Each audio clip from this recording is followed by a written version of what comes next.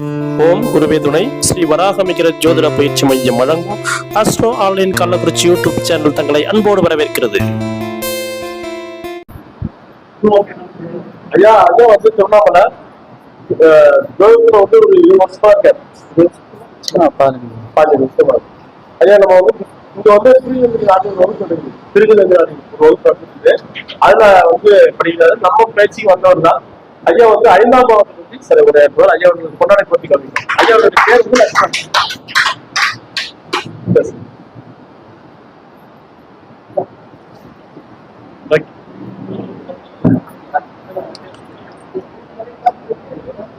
வாக்குண்டாம் நல்ல மனமுண்டாம் மாமலரால் நோக்குண்டாம் மேனி நுடங்காது பூக்கொண்டு துப்பார் திருமேனி தும்பிக்கையான் பாவம் தப்பாமல் சார்வார் தமக்கு நினைத்தாலே முக்தி தரும் திருவண்ணாமலை அருணாசலீஸ்வரர் அபிதகுஜாம்பாள் திருவடிகளை வணங்கி இந்த வராகிமேகர் ஜோதிட அறிவாலயம் கருத்தரங்கிற்கு நான் வந்து புதிய வரது.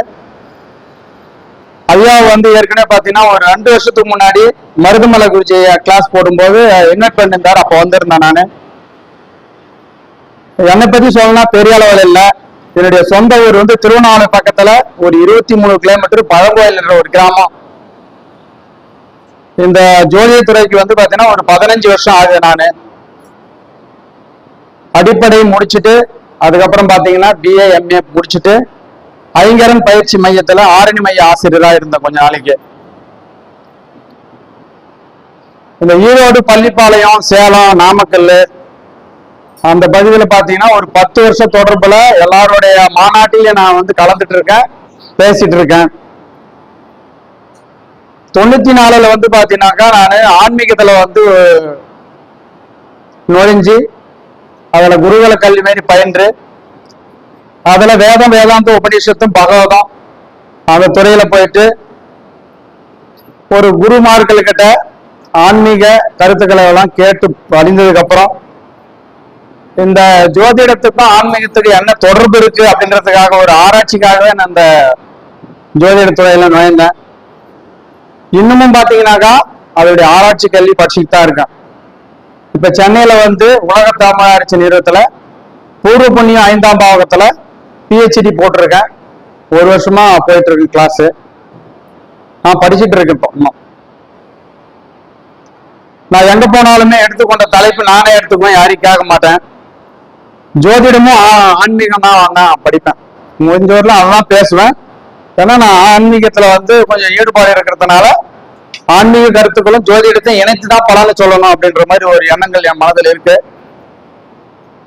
அந்த வகையில பார்க்கும்போது இப்போ இந்த 5ஆம் பாகத்தை பத்தியும் ஆன்மீக கருத்துக்களை பத்தியும் ஜோதிடத்தை ஓரிரு கருத்துக்கள் எனக்கு தெரிஞ்சதை நான் சொல்றேன். இங்க வந்திருக்கிறீங்க எல்லாருமே வந்து ஜோதிடர். நம்ம எல்லாருமே ஜோதிடம் படிச்சுட்டோம். எல்லாருமே இந்த பிரிவுல படிச்சோமா? எல்லாருமே இந்த பிரிவுல படிச்சுட்டு வந்துட்டோமா? இல்ல. ஜனனி ஜென்ம சைக்கானம் வர்தனி குல சம்பதாம் பதவி பூர்வ புண்ணியானா லிக்கேதே ஜென்ம பத்திரிகா. முற்பிறவில செய்த பாவ புண்ணிய கர்மவினைக்கு ஏற்றவாறு இந்த பிரிவு அமையும். இதை மாற்ற முடியாதுன்றது ஜனன வாக்கியம். அதுக்கு எதுக்கு ஜோசியம்? அடுத்த கேள்வி. இப்ப ஆன்மீகத்துல பாத்தீங்கன்னா பிராரப்த கர்மா, சஞ்சீத கர்மா, ஆகமிய கர்மா. பிராரப்த கர்மா லக்னம், சஞ்சீத கர்மா 5ஆம் பாவகம், ஆகமிய கர்மா 9ஆம் பாவகம்.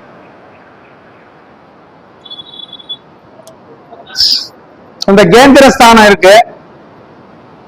பிரதான கேந்திரம், சதுர கேந்திரம், தசம கேந்திரம், 4 கேந்திரம், சப்தம கேந்திரம், 7வது கேந்திரம் சப்தம கேந்திரம்.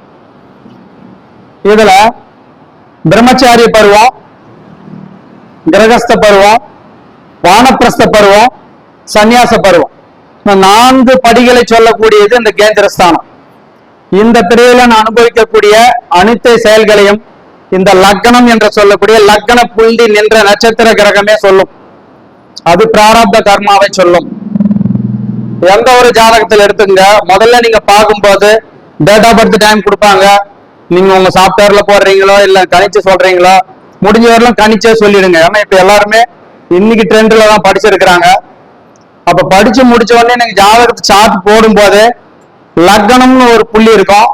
லக்னம் என்ற நட்சத்திர அதிபதி அந்த ஜாதகத்துல பலனா இருக்கிறாரா எப்படி பாக்குறது? ஆட்சி பெற்று உச்சம் பெற்று இருந்தா முதல் பலம், கேந்திரம் பெற்றா இரண்டாவது பலம், திக்பலம் பெற்றா நான்காவது பலம், 6, 8, 12 மறைந்தாலும் ஆட்சி பெற்றா பலம். அடுத்தபடியா இயற்கை சுபகரம், இயற்கை பாவகரணம் 2 வகையா பிரிச்சிருக்கிறோம். அதுல செவ்வாய், சனி, ராகு, கேது இவர்கள் நைசர்கிக அவசரபர்கள், இயற்கை பாவர்கள். அப்போ ஒரு லக்ன புள்ளி இந்த இயற்கை பாவர்கள் என்று சொல்லக்கூடிய நட்சத்திரத்துல செவ்வாயினுடைய நட்சத்திரம் மிருகசீரிடம், சித்திரை, அவிட்டம், சனியோட நட்சத்திரம் பூசம், மனுஷம், உத்திரட்டாதி, ராகுவோட நட்சத்திரம் திருவாதிரை, சுவாதி, சதயம், கேதுவோட நட்சத்திரம் அஸ்வினி, மகம், மூலம். இந்த 4 நட்சத்திரத்துல, இந்த 4 கிரகத்தோட நட்சத்திரத்துல லக்னம் நின்ற நட்சத்திர அதிபதி நின்றால் அது முதல் தரமான ஜாதகம் இல்லை. நீங்க அடிச்சு சொல்லிடுங்க.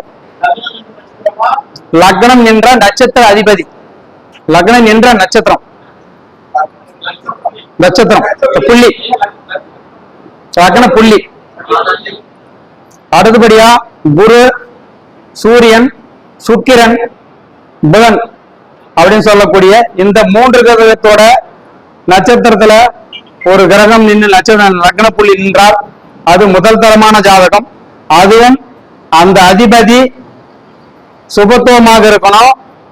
அடுத்தபடியா 6, 8, 12 மறைவுஸ்தானமோ இல்ல நீச்சமோ வக்கரமோ அஸ்தங்கமோ பெறக்கூடாது. இது நீங்க முதல்ல பாத்துக்குங்க. அடுத்தபடியா நம்ம ஜோசியக்கார காப்பாத்துறதுக்கு ஒரு 4 கிரகம் இருக்கு ஐயா. செவ்வாய், சனி, ராகு, கேது. இந்த செவ்வாய், சனி, ராகு, கேது ஜோசியக்கார காப்பாத்துக்கு. ஜனன காலத்தில் இருக்கக்கூடிய செவ்வாய், சனி, ராகு, கேது. கோச்சாரத்தில் இருக்கக்கூடிய 3 கிரகம் நம்மளை காப்பாத்திங்க. 4 கிரகம் ராகு, கேது, குரு, சனி.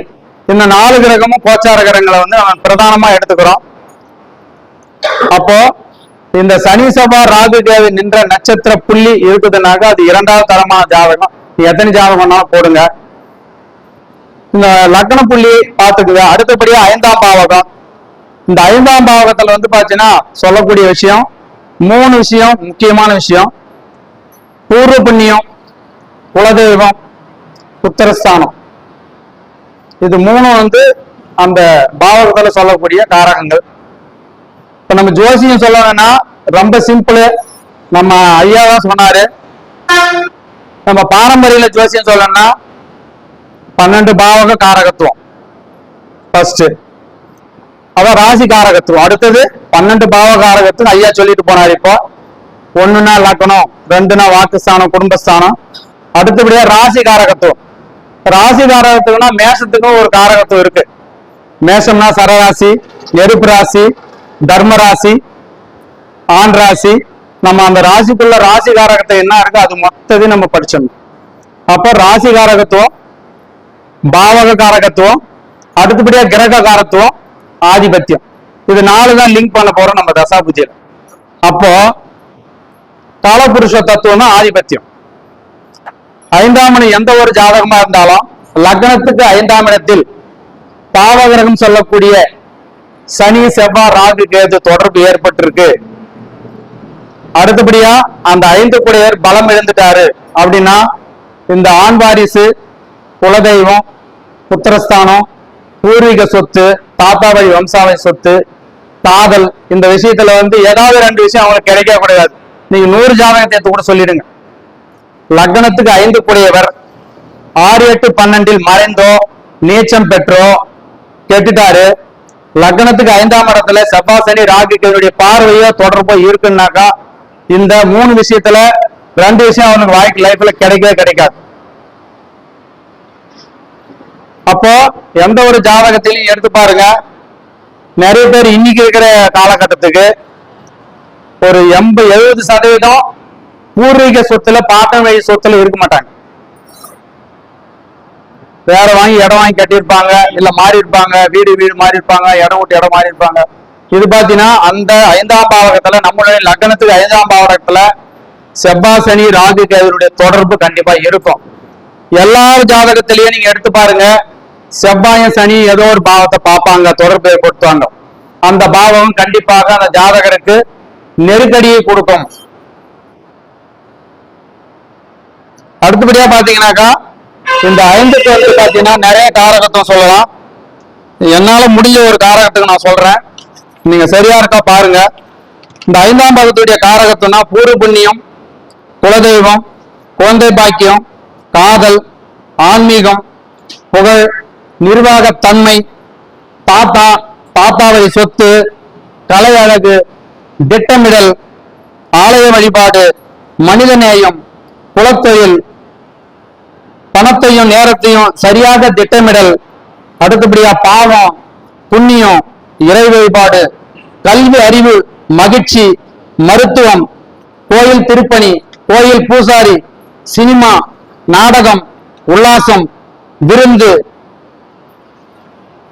பந்தயம், சூதாட்டம், வருமுன் அறியக்கூடிய சக்தி, கற்பனை வளம், பகுத்தறிவு, புத்தி கூர்மை, சிற்றின்பம், கல்லீரல், மண்ணீரல், ஜோதிடம், இறைஞானம், ஞான ஆராய்ச்சி, அதிர்ஷ்டம், புனித நீராடல், கருச்சதைவு, வேத பாராயணம், அன்னதானம், ருது, கடவுள் நம்பிக்கை. இந்த ஒரு 50 விதமான காரகத்தை வந்து இந்த 5ஆம் பாவம் உள்ளடக்கி இருக்குது. நான் சொல்லி இருக்கிறது கொஞ்சம் 5000 வகையான காரகத்தை 5ஆம் பாவத்துல தொடர்பு ஏற்பட்டிருக்கு. இப்ப இந்த 5ஆம் இடத்து அதிபதி கெட்டுட்டாரு, 5ஆம் இடத்து கெட்டுட்டாருனாக்க அப்படி சொல்றோம், 6, 8, 12 மறைஞ்சோ, நீச்சம் பெற்றோ, இல்ல பால்ய அவஸ்தையிலையோ ராகு கேதுவோட தொடர்பு ஏற்படும் போது நம்ம அந்த 5ஆம் இடம் கெட்டு போச்சு.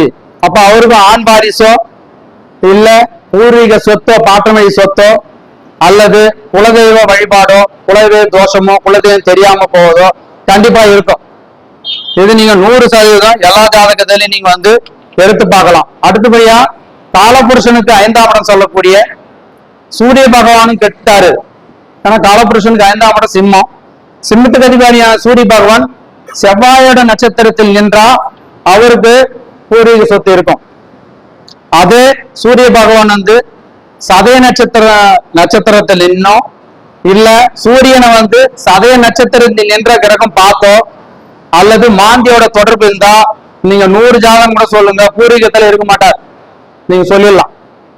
அப்ப காலபுருஷனுக்கு 5ஆம் இடம் சொல்லக்கூடிய சூரிய பகவானும் லக்னத்துக்கு, நம்ம லக்னத்துக்கு இருக்கக்கூடிய 5க்கு அதிபதியான ஆதிபத்தியம் பெற்ற கிரகமும் புத்திரகாரகம் சொல்லக்கூடிய குரு பகவானும் ஒரு ஜாதகத்துல கெட்டுட்டாருன்னா அவரு இந்த உலகத்தில் பிறந்ததுக்கு பாவத்தை அனுபவிக்கவே பிறந்தார். ஆன்மீகம் என்பது ஆன்மாவை பற்றி அறியக்கூடிய ஒரு பகுத்தறிவு ஞானம் ஆன்மீகம். இந்த ஆன்மீகத்தை பாத்தீங்கன்னாக்கா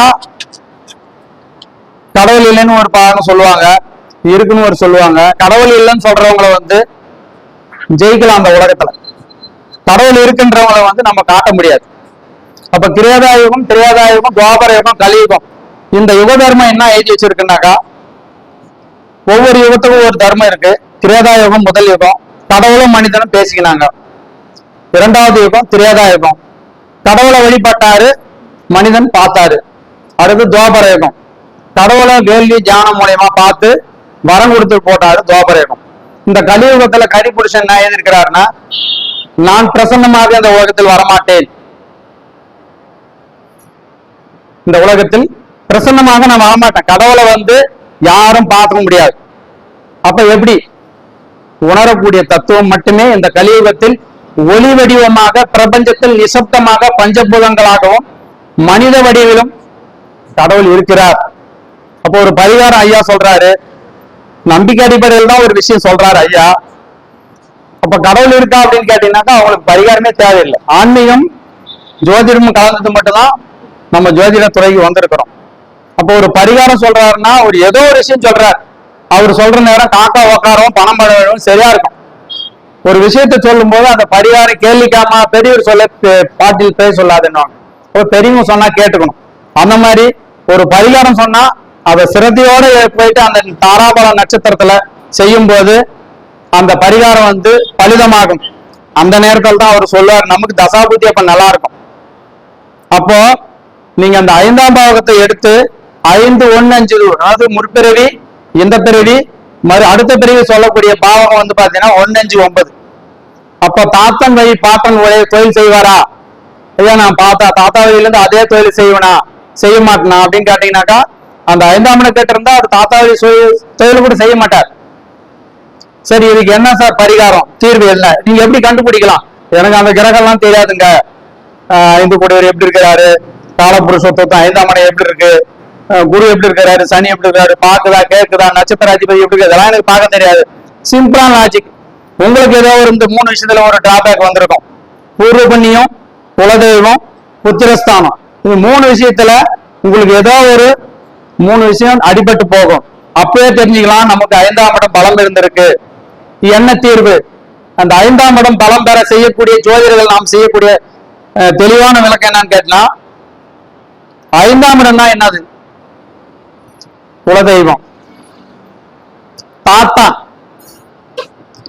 5ஆம் இடம், குலதெய்வம் 5ஆம் இடம், பெரியவர்கள் 5ஆம் இடம், ஜீவசமாதி 5ஆம் இடம், ஆன்மீக பாராயணம் 5ஆம் இடம், தியானம், மூச்சு பயிற்சி, யோகா எல்லாமே 5ஆம் இடம், வேத பாடசாலை, புனித நீராடல், மருத்துவ உதவி, கல்விக்கு உதவி, இது எல்லாமே வந்து 5ஆம் இடத்துல கொட்டி கிடக்குது. நம்மள ஜோதிடர்கள் வந்து வருஷத்துக்கு ஒரு முறை அந்த புனித நீராடலும், குலதெய்வத்துக்கு போயிட்டு வரணும்.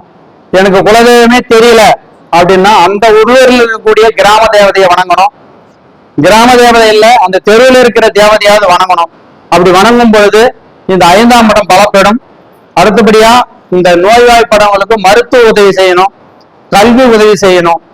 ஆன்மீக அன்பர்களுக்கு வந்து நம்மளால முடிஞ்ச தான தர்மத்தை, அன்னதானத்தை செய்யணும். அதெல்லாம் செஞ்சுன்னு வந்தோம்னா இந்த 5ஆம் இடம் நம்ம சம்பாதிக்கக்கூடிய 100%த்துல 10% தர்ம காரியத்தை கொடுத்தாவே நமக்கு 5ஆம் இடம் ஆக்டிவேட் ஆகும். வாய்ப்பளித்த அனைத்து நல்ல உலகங்களுக்கும் வாய்ப்பு கூடியவருக்கு நன்றி, வணக்கம். பாருங்க, அவர் சொன்ன விதியில ஒரு சின்ன இது, செவ்வாய் சனி எந்த பாவத்தில் இருக்குதோ அந்த பாவம் சிக்கலை கொடுக்குன்னாரு. அதை நீங்க செக் பண்ணி பாருங்க, 100க்கு 100% நல்லா இருக்கும். அந்த கிரகம் 2 7ஆம் பார்வையா ஒரு இடத்த பார்க்கும், அந்த பாவமும் கெட்டு போகும். அப்ப பார்த்ததுக்கு இருக்கும். இது என்ன சார் அப்படின்னா, 3ஆம் இடத்துல ஒரு கிரகம் நிக்குதுன்னு வச்சுக்கலாம், அது 9ஆம் இடத்தையும் பார்க்கும் 7ஆம் பார்வையா. அப்ப 3, 9 அந்த ஜாதகனுக்கு பாதிப்பை தரும். அப்ப இந்த விதிகள் வந்து ஒத்து போகுது. இந்த மாதிரி சில விஷயங்களை நீங்க வந்து நம்ம ஜாதகத்தோட இணைச்சு பார்க்கலாம். வரும் ஜாதகத்தோட நீங்க போடுங்க, கண்டிப்பா 100% சூப்பரா இருக்கும். ஐயா அவர்களுக்கு மனமார்ந்த நன்றிகள். அவரு தொடர்ந்து நம்ம பயிற்சி கத்துறதுக்கு வரணும்னு சொல்லி கேட்டுக்கொள்கிறேன். நன்றி, வணக்கம் ஐயா. சிறப்பான விதி, நிறைய விதிகள் நல்லா இருக்கு.